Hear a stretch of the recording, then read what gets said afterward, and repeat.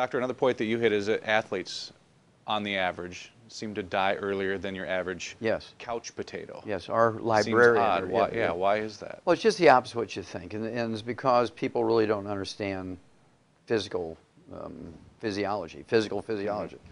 And that is this. With the exception of the 3 black guys from the old Negro Baseball League back in the 1920s, there's never been a professional athlete lived to be 100. Now that should begin to give you clues, red flags. Now these guys are getting paid to train and work out. They're getting the best food, the best trainers, personal physicians, team physicians. I mean, they have it all, right? They're being paid to work out, and they get the best. But yet the average lifespan, when you take all sports, is 62. The new statistics out for Canadian professional football players is 51. Reggie Lewis, who was the captain of the Boston Celtics, died at 28 of a cardiomyopathy heart attack, a simple nutritional deficiency. Let's see here.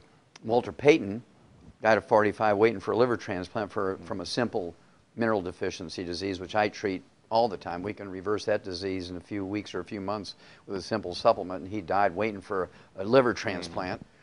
And then we just recently had a 16-year-old boy, Wes Leonard, from a little high school in Michigan. There were 2 teams fighting for the last slot in the playoffs to be the state champions. This just happened a couple of months ago. Yep. And Wes Leonard was 16 years old, and the teams was 55-55 at the last buzzer, so they had to do a prophetic term, sudden death playoff, right? So he catches the tip-off, 3 or 4 dribbles down to the basket, slam dunks it in like 3 seconds after the whistle to start the sudden death. He gets the winning 2 points, 57-55. His teammates are lifting him up because they're so excited, and he drops dead of a cardiomyopathy heart attack. The same thing that Reggie Lewis did, 17 years earlier. And see, the medical system hasn't learned anything because we eliminated that disease in children 25 years ago in China. In China, these cardiomyopathy heart disease that these athletes die from is called Kishan disease. It's one province doesn't have the selenium in the soil there. And these kids, like 13 out of 100, are dying from this heart disease when they're little kids.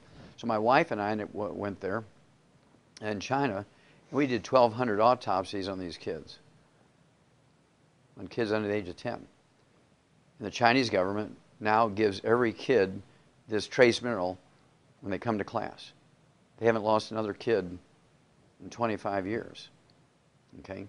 Because the government makes sure, under penalty of severe punishment, if the teacher fails to give those kids that pill every day. Here we have these kids. We've known this in the animal industry for 60 years, Scott. For 60 years, we've known the cause, prevention, and cure for this disease.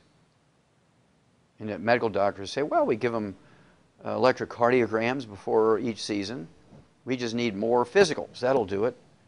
Well, no, it won't do it because they know nothing about nutrition. They don't realize that when you sweat, you're not sweating out water. You just drink water, you're going to die. Whether you're a roofer in the summertime and it's 120 degrees up there in the roof and you're sweating like a pig, or you unloading trucks, or you work in a factory, you're doing physical labor on the road, or you're an athlete. If you're sweating, you're not sweating out water. Sweat is a soup that contains all the nutrients floating around your blood. And if you're replacing that soup with water, what's happening to your nutritional reserves? Replacing the soup with water, your nutritional reserves go down, and when you reach a certain level, below a certain line, you die.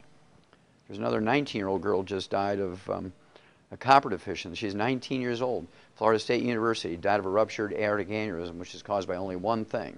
Well, 2 things. One, you get crushed against a loading dock by a truck, or copper deficiency. We learned about that in Turkey, Scott. In 1947, we eliminated ruptured aortic aneurysms in turkeys in 1947. So she died of something that a turkey wouldn't even die from, because medical doctors know nothing about nutrition. They all should be put in jail for it.